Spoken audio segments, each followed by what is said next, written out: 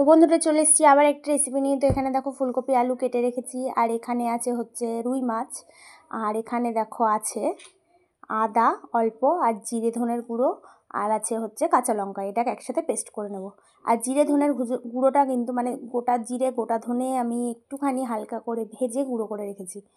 তো এখানে দেখো দিয়ে দিচ্ছি কড়াইতে সর্ষের তেল। তো এই শীতকালের হচ্ছে টপ রেসিপি হচ্ছে ফুলকপি আলু দিয়ে মাছের ঝোল, যেটা অনেকেই কেন বেশিরভাগ মানুষই পছন্দ করে। তো দেখো কড়াইতে তেল গরম হয়ে গেলে মাছগুলো ভেজে নিচ্ছি। তো এখানে কিন্তু আমি কোনো পেঁয়াজ রসুনের ব্যবহার করি না। তো তোমরা যারা পেঁয়াজ রসুন দিয়ে সবসময় এই মাছের ঝোলটা খেয়ে থাকো, তো তাদেরকে বলবো একবার এইভাবে বানিয়ে দেখো, টেস্ট খুব ভালো হবে। তো দেখো মাছগুলো ভেজে নিচ্ছি। তো নমস্কার বন্ধুরা, welcome back to my channel Puja kitchen with food. তো তোমরা সবাই কেমন আছো? আশা করছি সবাই ভালো আছো, আর আমিও খুব ভালো আছি।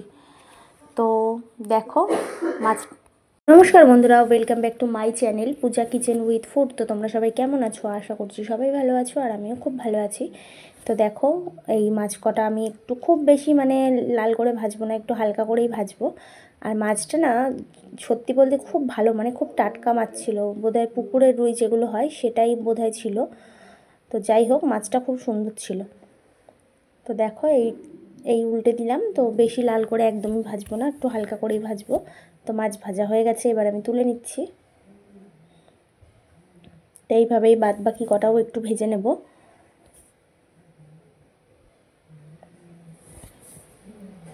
তো তোমরা কে কে এইরকম ফুলকপি আলু দিয়ে মাছের ঝোল খেতে ভালোবাসো কমেন্ট বক্সে অবশ্যই জানিয়ে যেও। আর আমি তো খুব ভালোবাসি, শীতকালের আমার ফেভারিট রেসিপি বলতে গেলে এই ফুলকপি দিয়ে আলু দিয়ে মাছের ঝোল, শিম দিয়ে আলু দিয়ে মাছের ঝোল, তারপর বলতে পারো ওলকপি দিয়ে আলু দিয়ে মাছের ঝোল, আমার খুব ভালো লাগে। তো দেখো বাদ বাকি যে মাছ কটা আছে সেটাও ভেজে নিচ্ছি।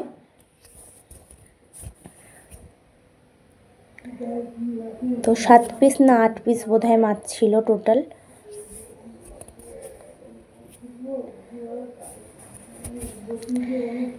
তো দেখো বন্ধুরা মাছ আমার ভাজা হয়ে গেছে। তো এবার আমি ওই তেলে ফুলকপিগুলোকে ভেজে নেব। আর ফুলকপিগুলো তোমাদের কি বলবো, কড়াইতে দেওয়ার সঙ্গে সঙ্গে এতটা তেল টেনে নিয়েছিল যে বলার কথা না। মানে যা তেল কড়াইতে দেখছো, তারপরেও আমাকে আরও তেল দিয়ে ফুলকপিটা ভাজতে হয়েছে। তো দিয়ে দিলাম তার মধ্যে একটু হলুদ। তো দিয়ে দেখো দেখতেই পাচ্ছ, দেখো তো কড়াইয়ের তলায় আর একটুও তেল নেই, পুরো তেলটা এই ফুলকপিতে টেনে নিল। তো যাই হোক আর একটুখানি তেল দিয়ে ভাজতে হবে, নাহলে পুড়ে যাবে। এই তেলগুলো কিন্তু তরকারিতে পরে বেশি হয়ে যায়, জানো তো। যেই ফুলকপিগুলো এখন তেল টানছে, পরে কিন্তু যখন ঝোলে দেবো তখন সেই তেলগুলোতে বেশি হয়ে যায়। তো দেখো অল্প একটু নুনও দিয়ে দিলাম। তো দিয়ে ভালো করে দেখো ফুলকপিগুলোকে ভেজে নেব। তো ভেজে নিয়ে আমি অন্য সময় কিন্তু নুন দিয়ে ফুলকপি ভাজি না, আর আজকে একটু নুন দিয়ে ভাজলাম। তো দেখো এই যে ফুলকপিগুলো প্রায় নুন দেওয়ার সঙ্গে সঙ্গে দেখো একটু মজে এসে কমে গেল। এর জন্যই নুন দিয়েছিলাম ফুলকপিগুলোতে, যে অনেক বড় বড় কড়াইয়ের উপর রয়েছে, তার জন্য একটু নুন দিলে একটু মজে গেলে একটু কমে যাবে। তো ফুলকপিগুলো তুলে নিলাম। দেখতে পাচ্ছ কড়াইতে তেলই নেই, আর পুরোটা তেল টেনে নিয়েছে। তো এই দেখো কড়াইয়ের নিচে লেগেও গেছে, বুঝতে পারছি না কেন। তো কড়াইটা দেখো যতটা পারলাম পরিষ্কার করলাম, করে নিয়ে আর একটু সর্ষের তেল দিয়ে দিলাম। তো দিয়ে এবার ওই তেলে আলুগুলোকে একটু ভেজে নেব। দেখো তার আগে দিয়ে দিলাম জিরে ফোড়ন। তো আজকে না আলুগুলো ভেজে আর তুলবো না, একবারে মানে জিরেটা ফোড়ন দিয়ে আলুগুলোও দিয়ে দেবো। তো জিরেটা দেখো ভাজা হয়ে গেছে, দিয়ে দিচ্ছি আলুগুলো।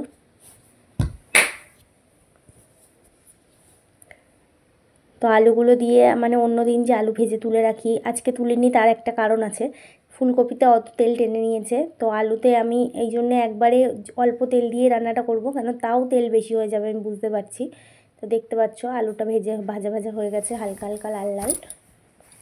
তো তারপরে দিয়ে দিচ্ছি হচ্ছে বেটে রাখা মশলাটা, যেটা আমি বেটে রেখেছিলাম আদা কাঁচা লঙ্কা আর জিরে ধনের গুঁড়ো দিয়ে। তো সেই মশলাটা দিয়ে দিলাম। তো দিয়ে ভালো করে নেড়ে নেব, এবার একটু কষিয়ে নেব। তো মশলাটা দেখো দিয়ে দিচ্ছি, একটুখানি জল দিয়ে দিচ্ছি মশলার বাটিটা ধুয়ে।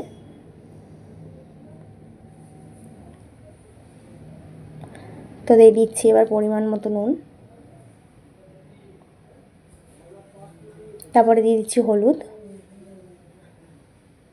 আর যেহেতু লঙ্কা বেটে দিয়েছি তো তার জন্য দিচ্ছি কাশ্মীরি লঙ্কার গুঁড়ো। এটা কিন্তু লঙ্কার গুঁড়ো একদমই নয়, এটা কাশ্মীরি লঙ্কার গুঁড়ো, যেহেতু কালারের জন্য শুধু দিচ্ছি। যেহেতু অনেকগুলো দেখেছো আমি কাঁচা লঙ্কা দিয়েছি, তো দিয়ে ভালো করে দেখো কষতে হবে এখন। আদা জিরে বাটার রান্না তুমি যত কষাবে, যত ভালো কষা হবে, ততই কিন্তু টেস্ট হবে। তো দেখতে পাচ্ছ গ্যাস আস্তে দিয়ে দিয়ে পুরো দেখো ভাজা ভাজা মতন হয়ে এসছে, নিচে দেখো লেগে লেগে যাচ্ছে। তো পুরো ভালো করে একদম তেল বেরিয়ে ভাজা ভাজা মতো করে নিয়েছি, এত ভালো করে কষিয়েছি। তো দেখো এখনও কষানো শেষ হয়নি কিন্তু বন্ধুরা। এই কষানোটাই খুব ভালো করে যদি কষাতে পারো তাহলে দেখবে তরকারির টেস্ট এমনিই হবে। তো তারপরে দেখো অল্প একটু জল দিলাম আবার। তো এই জলটা দিয়েও কিন্তু আর একটুখানি কষাবো, তারপরে কিন্তু তরকারিতে জল দেবো। তো দেখো এবার ফুলকপিটা দিয়ে দেবো আর একটুখানি কষানোর পরে। তো ফুলকপিটা দিয়ে একটু নেড়ে চেড়ে নিয়ে তারপর জল দিয়ে দেবো। দেখো কত তেল বেরিয়েছে ফুলকপি থেকে। তো এই দেখো ভালো করে এবার ফুলকপিটা দিয়েও নেড়ে চেড়ে কষিয়ে নিচ্ছি। একটু সময় নিয়ে এইভাবে রান্না করে দেখবে, অনেকটা টেস্ট হয়। আর যদি তোমরা পেঁয়াজ রসুন না দাও তাতেও খুব টেস্ট হবে।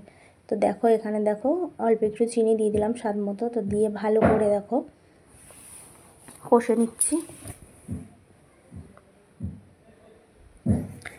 তো এরপরে দিয়ে দেবো হচ্ছে জল।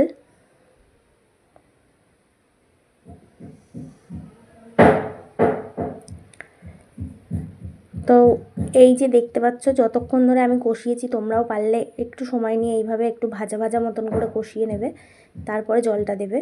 তো দেখো পাশে আমি কিন্তু গরম জল বসিয়ে রেখেছিলাম, আমি এখানে ঠান্ডা জল দিচ্ছি না, আমি কিন্তু গরম জল ব্যবহার করছি।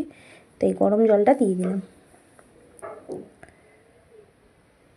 তো এই গরম জল দিয়ে এবার ভালো করে ফুটতে দেবো। তো বন্ধুরা দেখো তরকারিটা খুব ভালোভাবে ফুটে যাওয়ার পরে যখন দেখবে সব কিছু প্রায় সেদ্ধ হয়ে এসছে, তখন দিয়ে দিচ্ছি মাছগুলো। তো মাছগুলো দিয়ে আবারও খানিকক্ষণ ঢাকা দিয়ে ফুটিয়ে নেব। তো আমার ভিডিওটা যদি ভালো লেগে থাকে তো লাইক শেয়ার কমেন্ট করতে ভুলো না। চ্যানেলটিকে সাবস্ক্রাইব করে পাশে থাকা বেল বাটনটি প্রেস করে দিও, যাতে আমি ভিডিও পোস্ট করলে নোটিফিকেশান তোমাদের কাছে পৌঁছে যায়। আর তো দেখো মাছের ঝোল একদম রেডি। এবার আমি ধনেপাতা দিয়ে এবার নামিয়ে নিচ্ছি। তো নামিয়ে তারপর তোমাদের দেখাচ্ছি কেমন হয়েছে।